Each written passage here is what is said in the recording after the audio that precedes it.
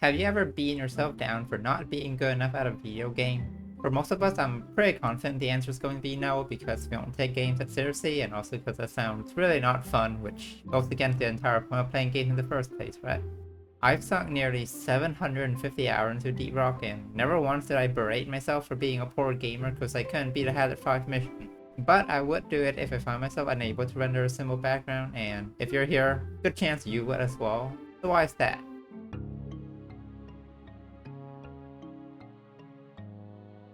Of course, a video game is deliberately designed to be easily accessible and fun, while drawing is more akin to an actual test you have to take every time you pick up the pen. But I doubt the difference lies in the difficulties. After all, there are some incredibly hard games and challenges that are super popular, completionist and hardcore players know exactly what I'm talking about. And it's not like art can't be fun either. Like, it being enjoyable is one of the most important things an artist needs to cultivate if they want to endure all of the trials and tribulation need to be good at it. It's the people then, right? Excessive comparison to your peer is what's making you feel awful about your apparent lack of skills? Close? I just think it was too, until I started YouTube and realized I was still feeling like crap when I would make a flop, even though I was comparing myself to no one in particular because I don't have YouTube friends. I think ultimately the underlying cause is because you want to get better at it. You feel like you aren't good enough because you know deep down it's true. You really are not good enough by your standards, and so long as you're striving to get better, there will always be that little voice in your head saying you aren't good enough, or that this artist is better than you, or you need to start learning X or Y. That dissatisfaction at your current skill, that feeling like you aren't there yet, is both what's pushing you to get better and what's also beating you down every time you fail to. And while I don't feel that itch whenever I'm playing a game, competitive esports players absolutely do. That's kind of their whole job, you know, it's gotta be competitive. It's not about the people or the activity itself, I think. At the end of the day, it's because you just want to get better. It's so bad, it freaking hurts. These feelings of inadequacies are normal. It's human reaction to be jealous or spiteful or afraid of what other half that you're lacking. We didn't evolve to borderline technological godhood by sitting around circles singing Kumbaya, okay? We're devious, competitive little twats that constantly tries to one-up each other. Nature's inherently competitive, but it's also cooperative too. Humans are social creatures that rely on each other to survive. Trying to burn down and destroy what others have, it's just gonna result in you getting executed for being a maniac. And in this more civilized age, spiraling into a self-depreciation session about how you're a useless piece of human filth because you weren't able to draw a face as well as someone else is just extremely counterproductive because it's simple. Yeah, this drawing didn't turn out the way I wanted, would have sufficed. Okay, so your anatomy sucks and your color aren't as good as the other and you're too slow at this and oh my god, they're so much younger than you, it's too late, blah blah blah. Big deal. It's not rocket science, okay? Your anatomy sucks because you don't have the sufficient practice to understand. That's it. Start breaking down what's actually bad and specific, don't just fake pose, okay? Get detail. Drawing is just a skill that takes a lot of time and knowledge, and it has never been easier to get good at it thanks to all of the easily accessible resource online now. As for age, bro, there will always be someone younger than you. Yes, that sucks, but I mean, again, come on, like, what did you expect, really?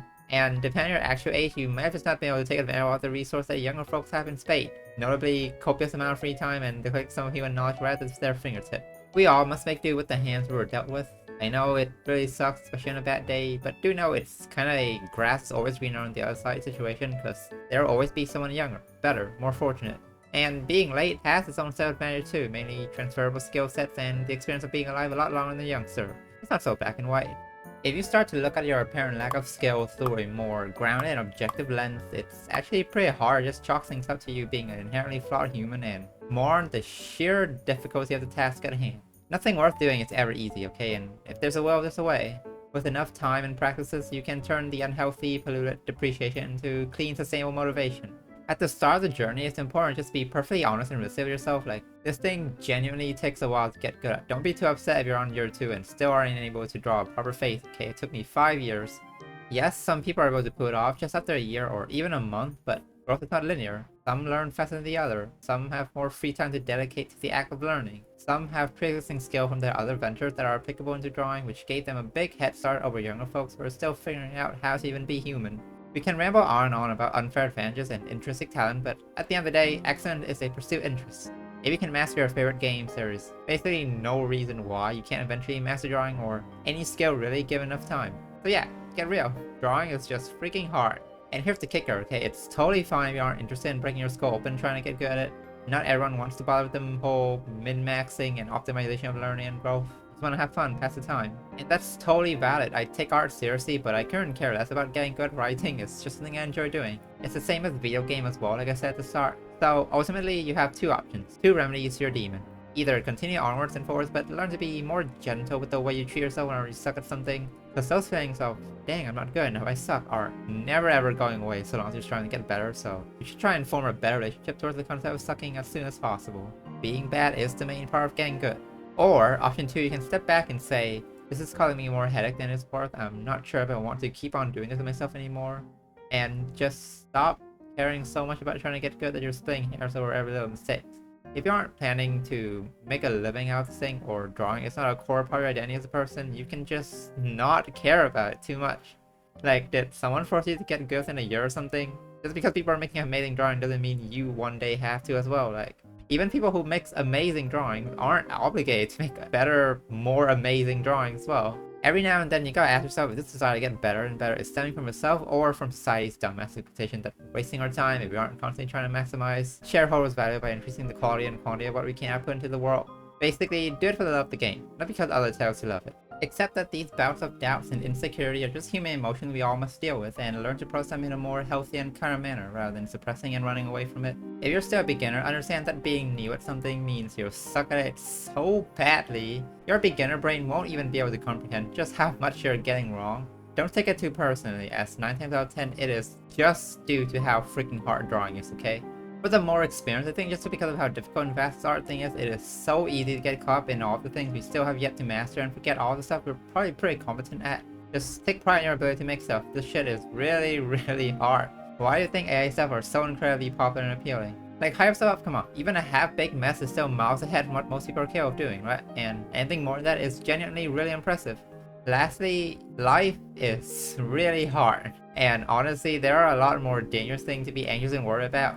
Is it really worth dedicating a substantial amount of your brain resource on art? If it's your job, then you get a path. Okay, go nuts. This career path is so fucked right now. Yeah.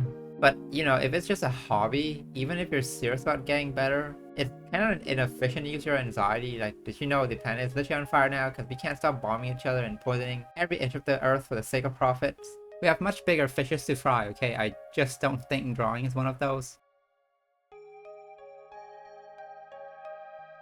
Hope everyone likes this new presentation style. I don't know why I didn't just design the backgrounds with the dialogue box at the top in the first place, but as you know, it's like the most optimal placement since most people watch YouTube with their subtitle on anyway. If I just had the foresight or really the common sense, I wouldn't have had to update everything again. Like, this is the 4th time I had to redo these backgrounds and it is so not fun to do. This time around I decided to be a lot more loose and not worry too much about the finer details with the voiceover as well.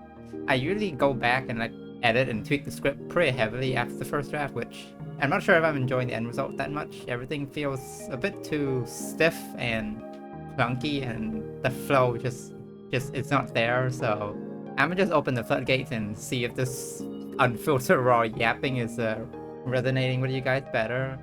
Anyhow, have a good day. Thanks for watching.